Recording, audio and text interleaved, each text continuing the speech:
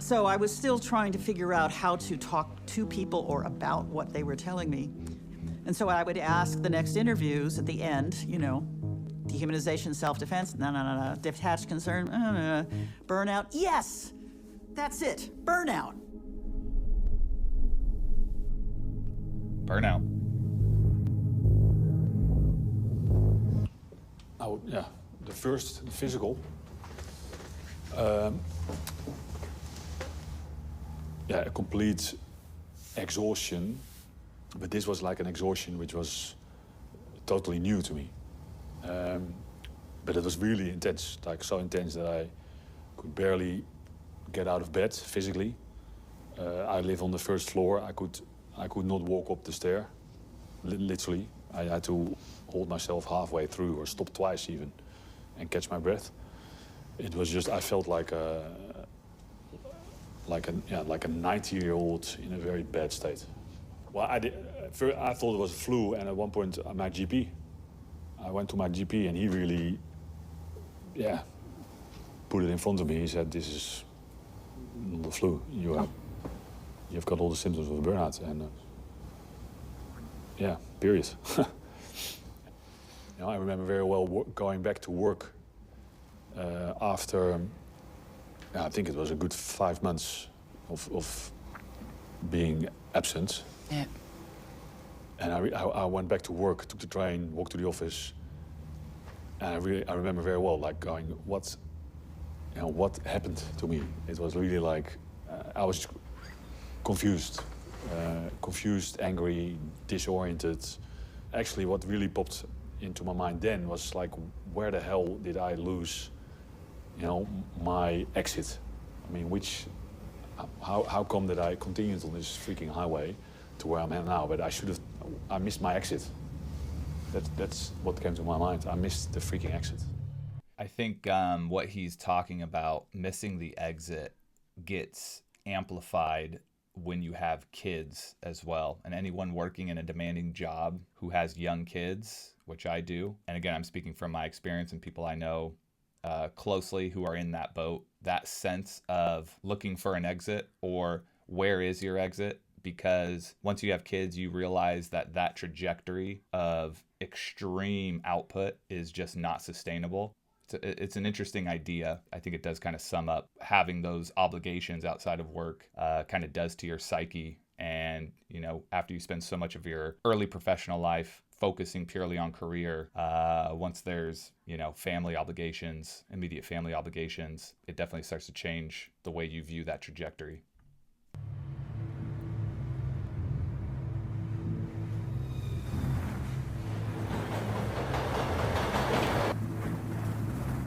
I wanted to become an engineer because my grandfather was an engineer.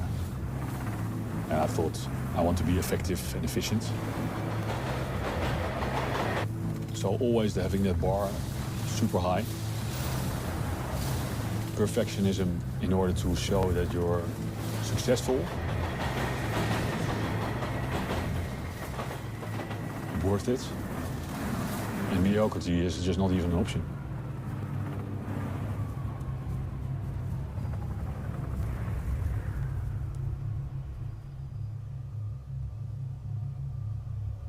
Your body is saying, time out. I had a burnout, but then what? You really fall into this new world. It's almost like a new reality. My whole self and my compass, which I was actually sailing on my life, I realized that compass is wrong, because otherwise I wouldn't have been here. You feel like a failure because you're one of those people who fell through the gates into the abyss of burnout, and that's all down to you. You could definitely tell it's like hard to articulate. I think that's like part of the issue, right? At the end of the day, it's hard to articulate when so many things that you build up and aspire to through your early adult life and career school and then early professional working life, it is like I don't know, it's weird. Even I have a hard time explaining it now, but it's like you can tell there's like a challenge in articulating it, what exactly it is, because so much of what you have expected and the expectations you create get upended suddenly when you're getting close to or past the point of burnout, or into a stage of burnout, like, the way he's kind of explaining it. It's part of the problem, right? At the end of the day, it's hard to articulate.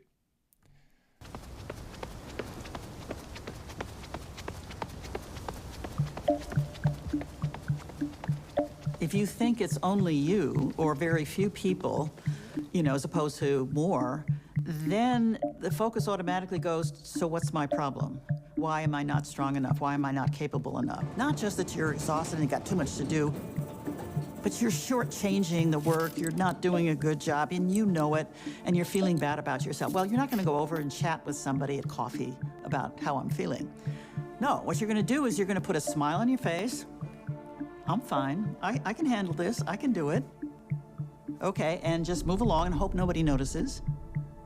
What you don't know is that there are a lot of other people around you who are doing the very same thing. So your social perception is that everybody is smiling, happy, doing fine. I'm the only one who's got a problem. When in fact, the reality is behind those masks, behind that smiley face, there are a lot of other people thinking, oh my God, I'm the only one. We've all been there. We've all been the only one. But we're not the only one.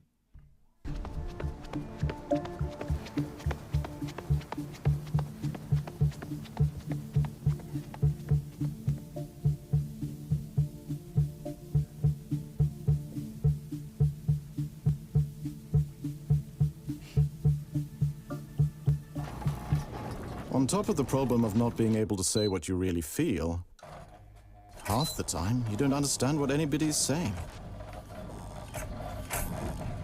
So if you think about your average meeting, the social contract is this. You'll sit there and speak nonsense, and I'll sit there quietly and not listen to you and check my emails while you're speaking nonsense. It's embarrassing to admit, but I actually sometimes felt that it would be easier if I would be hit by a car in the morning on my way to work, because that would solve the problem of not having to go there. That was like how deep I was in my own misery. That is profoundly sad to feel that way. I can't even imagine being severely injured just to get out of work. I think that means you're in the wrong place, sadly. I just it felt so anxious and like impossible even sometimes to go to work, because I knew that what was awaiting, and I just felt like if somebody or something outside of me would solve the problem, then I wouldn't have to think about it. But these are things that I've only realized afterwards. I totally refused the idea that I was in burnout. I just felt like I'm invincible. I cannot have a burnout. This cannot happen to me again. So it was kind of hard for me to start to realize, admit, accept, and process it. It was really a long process for me.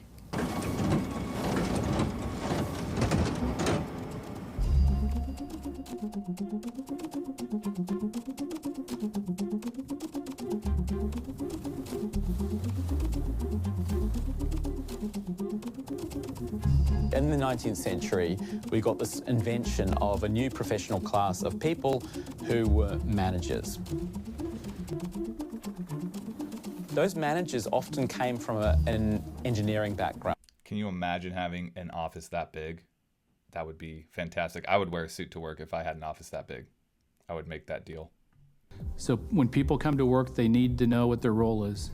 And too often in organizations now, people don't.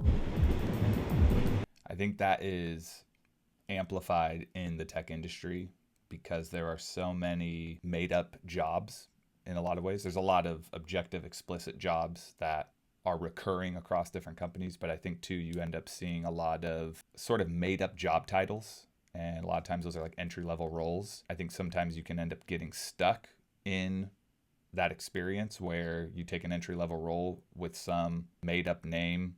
Basically you go to do a job search for that name, And if you don't really see it showing up amongst other companies that are hiring, it's usually a sign that you're probably going to have a hard time with your career. That's another factor there, I believe.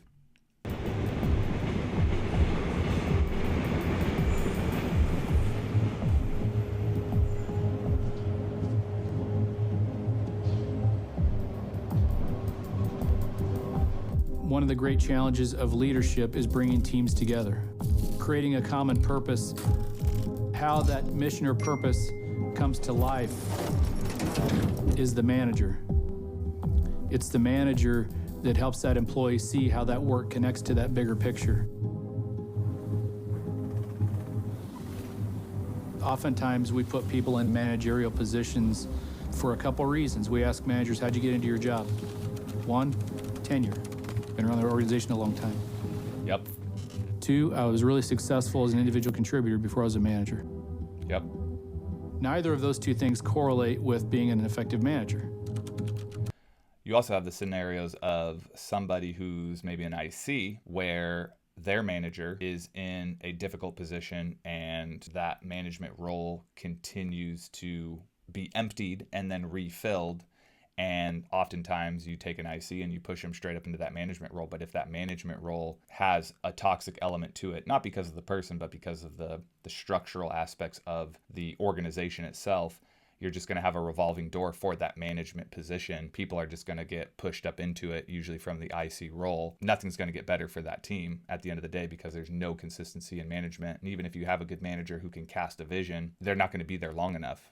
You know, they're going to burn out before too long and not be in a position to lead the team truly, like they're saying. The motivation is, I want to be a manager because I'll probably get paid more. I'll feel like I've reached a higher level in the organization. Those are two human nature motivations that it's hard to get people out of unless you have a path where somebody can see they have a high esteem position, maybe even paid more than managers for being an exceptional individual contributor.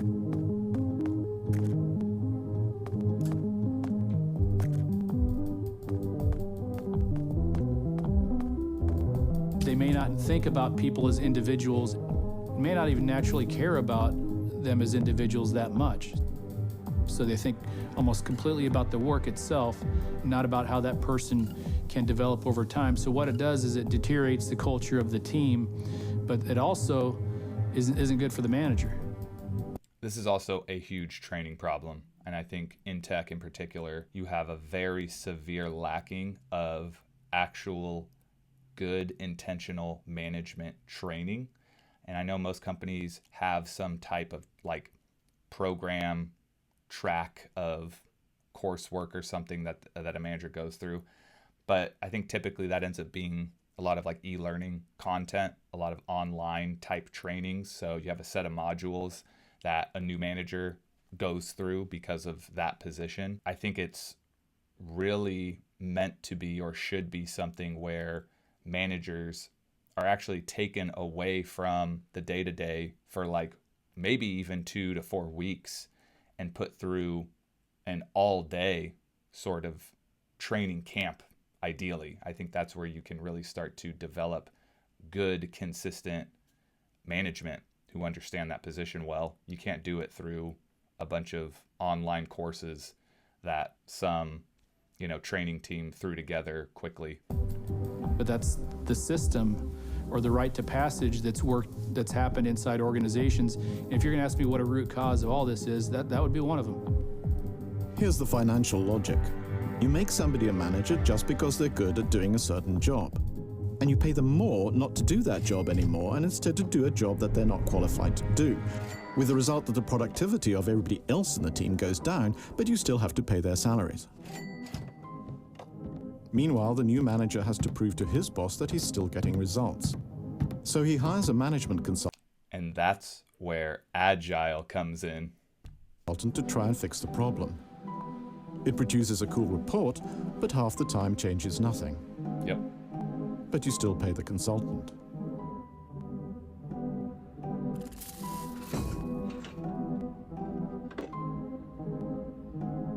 I mentioned earlier, I'm the big sister in the family, and I have a little sister. She is 2 years younger than I am. And we are very different. she is the wild spirit and the one who's been searching for herself for her entire life, whereas I've been the more of the rational one, perhaps. And She's got that Coachella little sister. We all know somebody. Maybe we have one. Maybe we are the Coachella little sister deep inside. maybe the point is like I feel like I was something, and then I was like shaped into like suffocated into being like something else, something less, something smaller, and that's why I kind of developed the sense that I'm not good enough, and there is something wrong with me. Like there is something fundamentally deeply wrong with me as a human being. And perhaps that is something that I've been trying to kind of then fix through these different achievements in life, like go to uni, get those results, because I felt that that is my responsibility as Vanessa, as the person I am. Like I am the person who is supposed to do these things.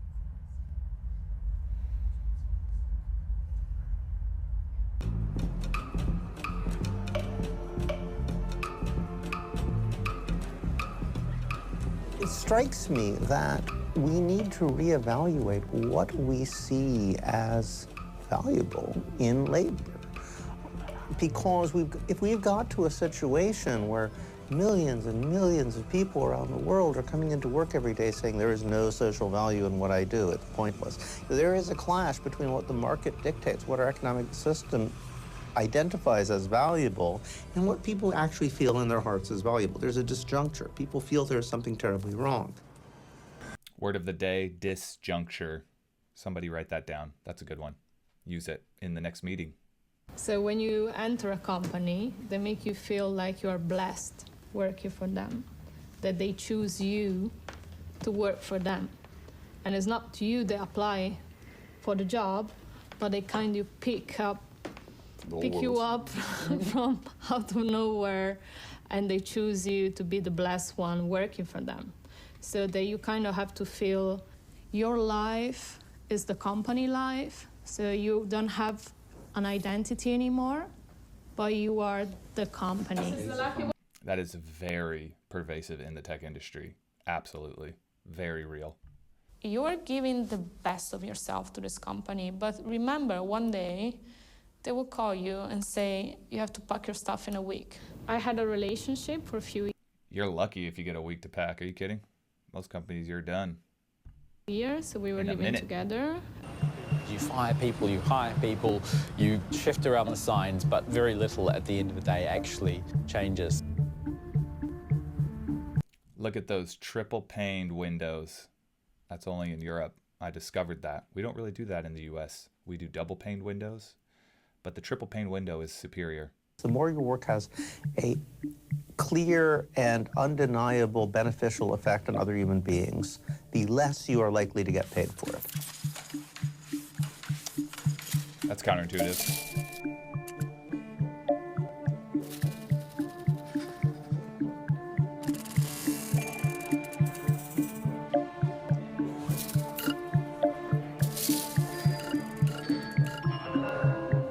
Forget If you London look at the bankers. graphs, wages basically stay almost Those guys. completely flat. It's just a big dream. It's just an illusion.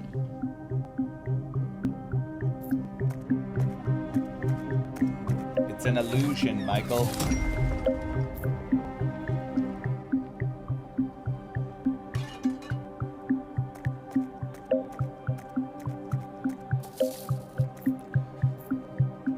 All right, well, I just want to say, in terms of millennials being 40% poor, some of that is financial illiteracy. But I think, too, at least comparison to like grandparents, that's because when we came off the gold standard, everything fell apart in the financial system. That's a whole nother story for another day. I can tell you, like, this is the feeling that I have now. Like, something break inside my brain.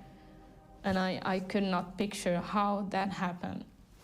Broken It brain, was unbelievable. the old broken brain sitch. What is it that's gone wrong? You know, what is it that I've done wrong maybe, or why am I having panic attacks? Is it because I've... You and I could have the same job, and there's something out Can I just say, I think we can all agree that the pandemic has maybe played a role here in what this woman is discussing. You could have a great job, still feel the burnout. The pandemic has done some damage. We'll look back in a few more decades, and a lot of things will be attributed to that, I believe. I could be wrong. We'll see. It just It's goes, never ending. You finish one task and tomorrow you have plenty more because they need to expand to other countries. The second one is control. And that's really the extent to which you have some choice, some discretion, some autonomy, some way of deciding how best to do the job, given what it is like today. As opposed to you have no discretion, no choice, you must do this. This is a big one, and I think this is a big one in the tech industry. You have so many of these operations roles, and like I was talking about before, where you have oftentimes pretty poorly defined roles outside of engineering, outside of design, outside of explicit product and maybe executive leadership type roles. You end up having a lot of these operations roles. And as it's been said, and I forget who said it originally, but operations in a tech company typically exists solely because engineering has not figured out a way to automate something. And so a lot of those roles are literally just made up roles. They're very hyper specific to the company you're at, their business model, their products and services. In a lot of cases, doesn't translate even to another tech company.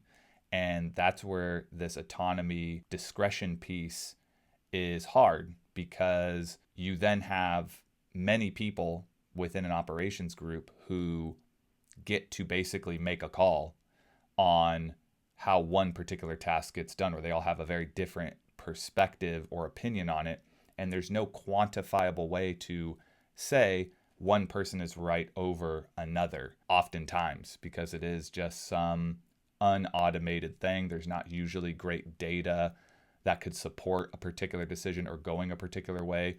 And then on top of that, when you have a manager who may not care about seeking the data that would support a decision being made for whatever reason, time or ego or insecurity, to just basically be the one to make the call on what to do, that just adds to the problem. You know, you end up having in the engineering competencies in tech companies and a lot of the product management competencies, you have a lot more explicit process, you know, pretty quantified, objective ways of going about solving a problem. Doesn't mean that there's always a clear way to get to a solution, but there are mechanisms that you can use and process that you can use to start to figure out the best decision. And then oftentimes there's data that helps support that process. But a lot of times in the tech companies, you don't get that in a lot of these sort of semi-technical or non-technical roles that don't belong to a very widely accepted area of expertise. And what we find is it's not so much workload, but if you have high workload and you have high control, no problem. It's when you have high workload and no control. It's like Sisyphus pushing up the rock, and all of a sudden, end of the day, it's back.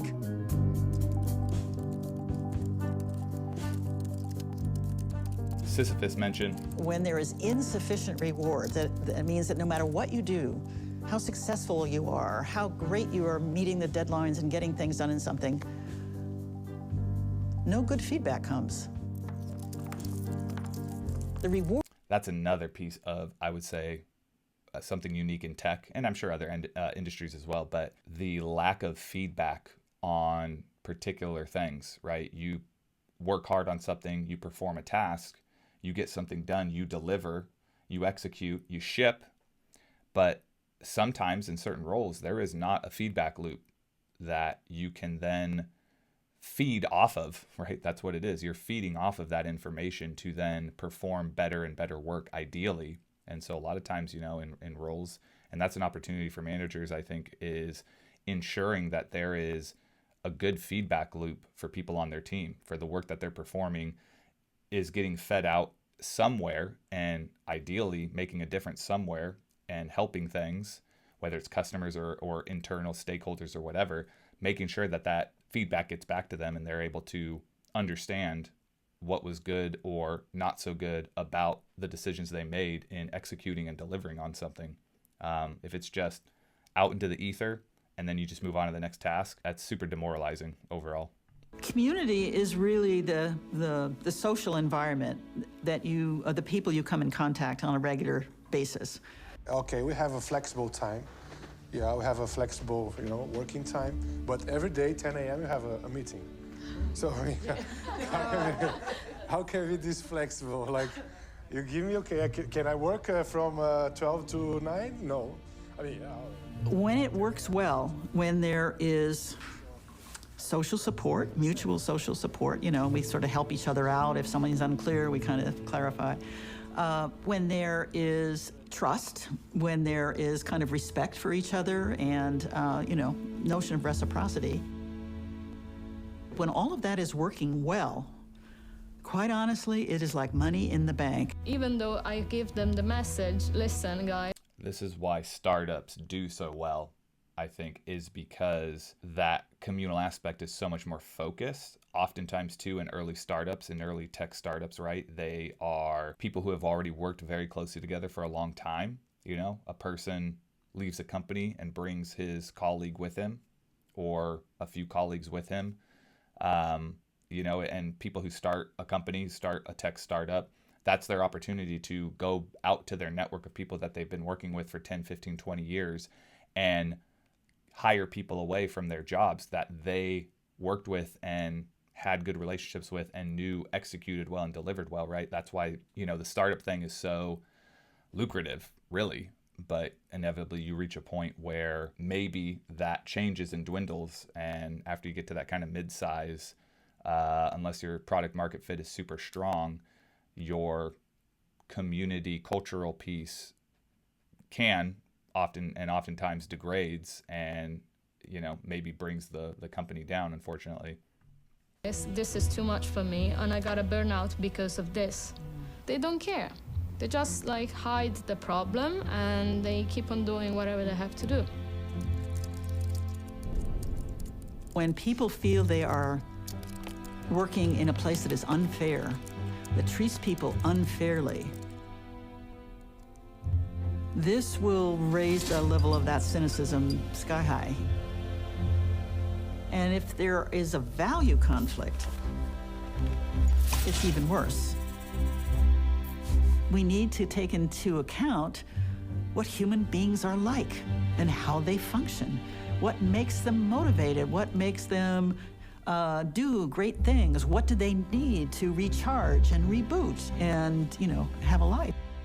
I mean, I would say that I think this is a lot of what the tech industry has tried to address, and all of the perks and benefits, the free food, the on-site services, the shuttles, the bringing your pets into the office, all of that stuff. Now the remote work piece, right, is a big sort of bargaining chip for people. But I think there's a sort of evening out of those things, right? Once it's experienced for a period of time, people do tend to just want more and more or expect more and more.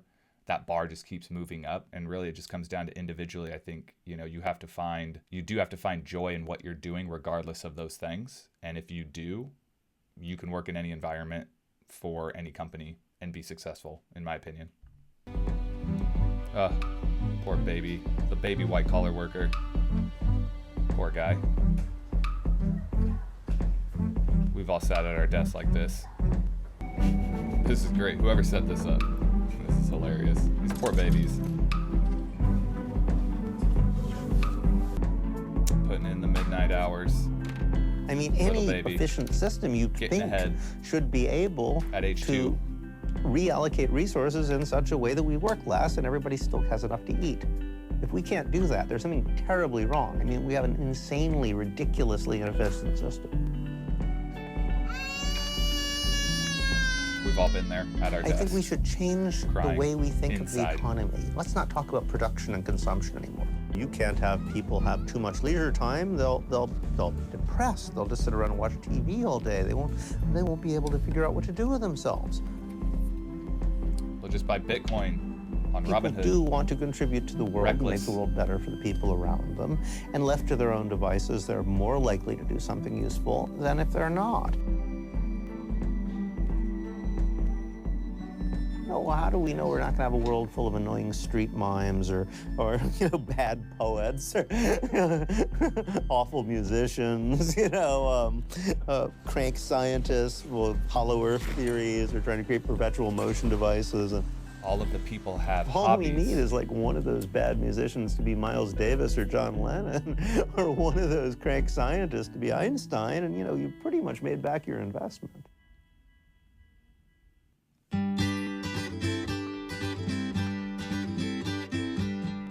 Well, there we have it. Some good anecdotes there. Very interesting takes on things, but I think it does echo a lot of the kind of general experience, certainly in the tech industry, but yeah, just kind of the white collar working environment lately. Like I said, I'll link the full documentary in the description here if you want to watch it. It's about an hour long, but super interesting stuff. That's it for me. Like and subscribe. We'll see you in the next tech debts layoff update that is inevitably coming, because they always seem to be this year. Thanks for watching.